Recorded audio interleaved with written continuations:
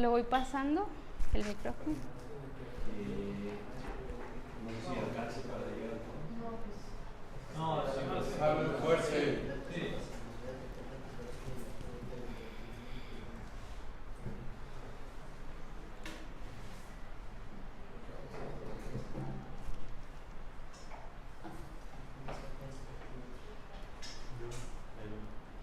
Bueno, a mí me parece interesante el planteamiento. Yo también estoy con Marx y pues es algo que me interesa. Lo que no sé, o sea, la conexión, por ejemplo, ya hablando del trabajo, la conexión con Marx, no sé si, o sea, cómo se mantenga, o sea, porque en Marx hay, o sea, por ejemplo, lo de el trabajo enajenado y el proletariado como tal, pues es que no cualquiera es proletariado, ¿no? O sea, que es alguna distinción que al principio me gustaba hacer hasta que pues en un texto me encontré que es contraproducente, o sea, que va en contra del planteamiento estrictamente marxista, esto y que es como tentador, ¿no? Como dividir a los burgueses malos con el proletariado bueno, ¿no? O sea, que es más o menos la dicotomía actual entre la mafia del poder y el pueblo bueno, ¿no? O sea, que es una caricatura, ¿no? O sea, que no es un análisis así como tan riguroso de qué es lo que se va planteando. Entonces, o sea, en esa conexión a lo mejor a lo mejor un poco de, o sea, aclarar bien, ¿no? O sea, qué términos son los que vas a usar, cómo se va a basar, porque pues definitivamente no va a ser o sea, no es estrictamente marxista y tampoco tiene por qué serlo, o sea, no se tiene que tomar tal cual, pero creo que eso es un punto que sería importante pues tener claro, ¿no? O sea, cómo se va trasladando y cómo ha evolucionado, ¿no? Porque, digámoslo así, si se toma en este sentido más, o sea, como práctico, económico, pues la enajenación en Marx pues es trabajo industrial, no es todo el trabajo. O sea, se puede hacer esta forma o sea, esta como extrapolación o algo así, pero teniendo en claro y con los matices que tenga que tener para ir pasando a esta otra parte pues como más práctica.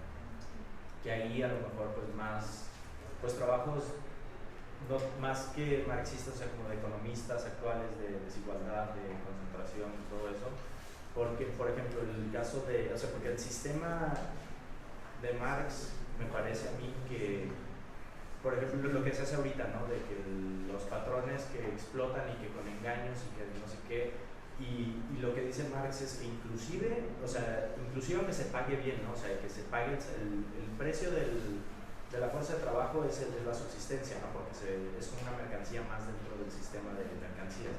Entonces, inclusive aunque se pague bien, o sea, hay espacio para la plusvalía. O sea, no se tiene que dar el comprar a una mercancía por debajo del precio para que haya ganancia. O sea, porque se produce desde la estructura misma, se produce esta plusvalía. Y entonces es que, o sea, no se necesita tanto de eso, o sea, no se fundamenta en ese supuesto que sí pasa, o sea, de que el patrón pues se aprovecha del trabajador, o sea, Marx está que inclusive aunque se le pague el precio, sigue habiendo explotación y sigue siendo marginal. O sea, entonces, o sea, se puede retomar de alguna forma, pero o sea, sí a lo mejor tener ahí, pues, porque ahí en la conexión como que siento que se sale un poco de Marx. Que digo, no tiene por qué seguir en esa línea, pero sería interesante aclarar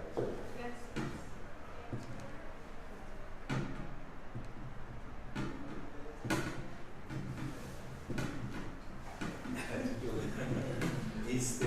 Primero, perdón por la llegada tarde. Y luego, a ver, a mí me parece que hay como varios planos de discurso, de estudio.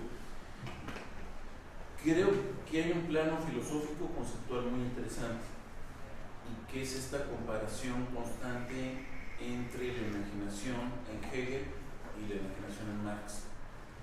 y creo que es lo fundamental. Luego tú tienes toda una disertación, yo diría, ética a propósito de la explotación, concretamente poniendo casos en México, lo cual es éticamente válido desarrollar esa crítica. Pero me parece que hay un abismo entre uno y otro plano. Uno no te lleva al otro. Y, a ver, a mí me pareció especialmente importante el trabajar con el concepto. Enajenación no es solamente la separación del productor con respecto al producto, sino es la separación del trabajo de una persona con respecto a sí misma como persona. Al vender yo mi fuerza de trabajo ya no es mía. Es decir, lo que yo estoy haciendo ya no es mío aunque yo lo haga. En otras palabras, no estoy vendiendo mi trabajo, estoy vendiendo mi fuerza de trabajo. Entonces, lo que yo hago, el producto que yo realizo, termina siendo algo completamente ajeno a mí. Me domina. Es la cosificación de las mercancías que trabaja Marx en el tomo 1. Y esto a lo que te lleva no es que el burgués no le pague al trabajador lo que requiera para vivir, sí se lo paga. Tan lo paga que el trabajador tiene hijos que van a ser trabajadores. Si no pudiera vivir, no habría trabajadores. Efectivamente, en la lógica marxista hay una tendencia, Marx concretamente, al estancamiento de la clase obrera. Pero justo cuando das el salto a la realidad y tú dices, en realidad lo que fue la clase obrera del siglo XIX, del inicio del siglo XX, está muy mal en los países escandinavos o aún en Europa occidental. Es algo donde no necesariamente esta lógica del estancamiento se dio per se. Es decir, hay muchas otras fuerzas que juegan ahí. Cuando tú dices, es que se levantan los movimientos, por ejemplo, indígenas, señales, en una lógica marxista, bueno, Marx de hecho justificaba la invasión de Estados Unidos o de Francia a México para acabar con esas relaciones bárbaras y poder establecer la lógica capitalista. Eso es lo plano. Y en las fases que hice explotación, más bien yo creo que hay un concepto que maneja mucho Marx, creo que en el capítulo 23 del tomo 1, que es el de la sobrepoblación relativa. Tú tienes tres tipos ahí que maneja Marx. La fluctuante, gente que está entrando y saliendo propiamente de un empleo capitalista, y es lo que te lleva al concepto de ejército industrial de reserva, y que sí va en el sentido que tú dices. Pero tú tienes otra, la latente, la que puede llegar a estar pero no está. Y tú tienes otra, que es la estancada, y que es la que no llega a ser clase obrera. Lo que Marx en alguna forma, por ejemplo en el 18 Brumario, llama el proletariado.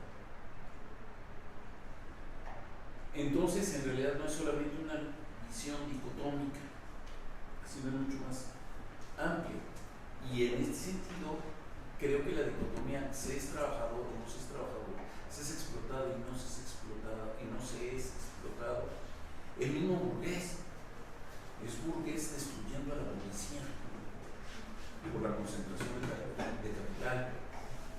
O sea, tiene que ganar. En otras palabras, ese sistema, digamos, dual, creo que es muy interesante trabajar, más allá de que se genere una ejemplificación relativa a lugares y periodos completamente distintos.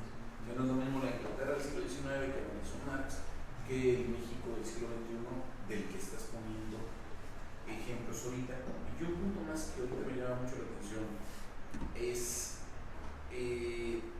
a la hora de ejemplificar sobre México y de la situación, me parece que sí se está sosteniendo una visión muy eurocentrista, donde uno dice nuestra circunstancia tiene elementos del marxismo o de Hegel o de la historia europea del siglo XIX. Definitivamente yo creo que sí, pero no es lo que te permite explicarlo como conjunto.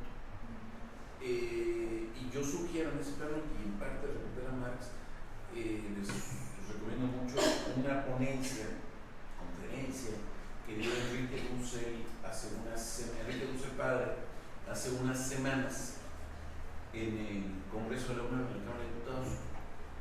Lo puedes encontrar en YouTube, y que justamente hace toda una referencia de decir cómo nosotros debemos de ver también nuestra propia historia, como ustedes saben, de una forma en la que podemos utilizar evidentemente las teorías, pero no podemos simplemente pegarnos a ellas. ¿Cómo se llama? La conferencia, mira, tú le pones en YouTube Dussel, Cámara de Diputados, conferencia de octubre, y ahí te va a aparecer. Eso fue sobre la reforma educativa. Y habla mucho de la dualidad, justamente. Una pregunta. A mí me llamó la atención cuando mencionaste el concepto de enajenación, que lo mencionabas como hallarse en una realidad ajena. O sea, como cuando el trabajador, digamos, se sitúa ante una realidad que le es ajena, a la cual él no le pertenece, o a la cual él no pertenece, digamos. Entonces, me surgió la pregunta si este asunto de pertenencia, o sea, hay como una despertenencia, digamos, de la realidad o al revés. Si el hecho de apropiarse, o sea, que en el mismo sistema capitalista, la propiedad privada, al momento de apropiarse y que las mercancías, en el intercambio de dinero por una mercancía, le pertenecen al trabajador, el trabajador ahora sí entra en el circuito de apropiarse de las cosas. Digamos que si la propiedad privada podría romper la enajenación, o sea, digamos que en el sistema capitalista, al apropiarse de la realidad, se podría romper la lógica de la enajenación, que es esta separación. Cuando te refieres a que cuando el trabajador pueda tener una propiedad privada, es decir, que se apropie él. Sí, o sea, que él mismo entre en el circuito de poder apropiarse de las cosas, ¿no? O sea, como al recibir ya un salario y que ese salario lo pueda intercambiar por cosas. Entonces, o esta casita que decís, o sea, se va haciendo de cosas de tal modo que va él mismo creando sus propias propiedades, ¿no? Pequeñas, lo que tiene, limitadas, pero digamos. Tal vez sí, el problema es que cada vez va estando más lejos esa parte. O sea, por el ejemplo que les ponía de que no va a llegar el trabajador a aspirar a tener lo que tiene la clase burguesa. O sea, que a lo mejor ese sería alguna manera de estar, bueno, yo lo pensaba así como desenajenado de esta parte, o sea, de esta distancia que hay entre el productor y el producto, una vez que él pueda obtener ese producto. El problema es que cada vez va creciendo más la distancia, porque en el mundo real, digamos, él se va como endrogando, endeudando para poder obtener esas cosas, esa propiedad privada, entonces cada vez va estando más lejos. Pero ahorita con lo que comentó Nacho, que también la distancia está entre la misma persona, entre la persona y su trabajo, ya lo veo más complicado que se dé como esa liberación, porque entonces el trabajador debería de dejar de trabajar para suprimir esta distancia entre su trabajo enajenado, más bien entre su fuerza de trabajo y él mismo. Entonces ahí sí lo veo un poco complicado. ¿Cómo puede apropiarse de eso? O sea, ¿cómo puede apropiarse de una propiedad privada sin estar como lejano a sí mismo, a su fuerza de trabajo? Por eso el comunismo. Sí. Haciendo la revolución. Sí.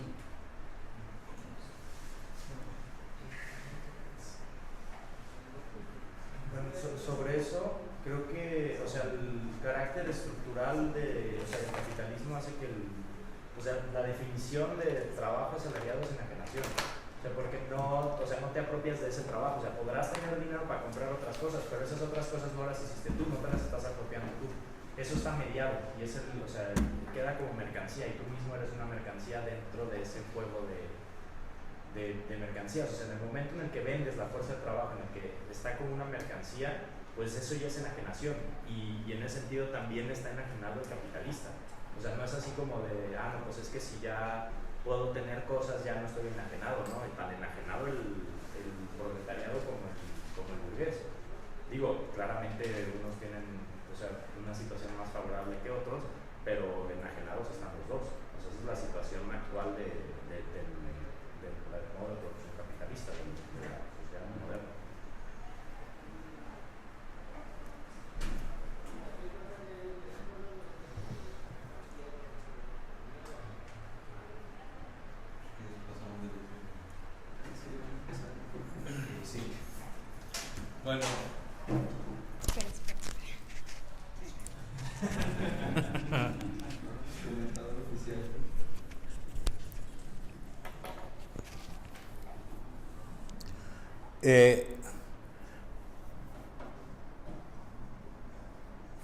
Bueno, lo primero que me gustaría decirte, Karina, es que me hizo mucha gracia eso de que eligieras Marx porque iba a ser más sencillo, ¿no?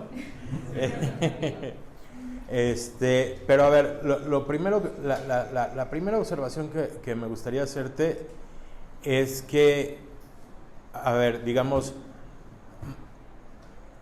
es estrictamente con el ánimo de ayudarte con un problema que creo que es más o menos generalizado a la hora de hacer el ensayo, la tesis o como se le quiera llamar, que yo llamaría el problema de la infinita regresión, ¿no? Que es, vamos a decir, puesto que ibas a hablar de Nietzsche, entonces crees que tienes que hablar de Hegel. ¿Y cómo vas a hablar de Hegel si no has hablado de Kant? ¿Y cómo vas a hablar de Kant si no has hablado de Leibniz? ¿Y cómo vas a hablar de Leibniz si no has... Y todas acaban en Parménides, ¿no? Y entonces... no, vamos a decirlo así, no puedes plantear nunca, digamos, un ensayo, una tesis que lo suponga todo o que lo vaya a aclarar todo, ¿no? Pienso específicamente en esta cosa en donde pones desarrollar Fichte y Schelling como si Marx y Hegel no fueran suficiente asunto por desarrollar, ¿no? A ver, pero por eso me gusta mucho la idea de Foucault, esa digamos idea que desarrolla en el prólogo de la historia de la locura como caja de herramientas. Tú estás trabajando en algo que es algo que tiene que ver con Hegel y con Marx, y conforme necesites algo de Schelling, pues traes eso, ¿no? Pero no tienes que ir a buscar, arreglar Schelling y arreglar lo otro, y ¿me explico? Se trabajan todos estos autores en términos de suficiencia, lo que te ayuden para resolver el problema que estás planteando, ¿no?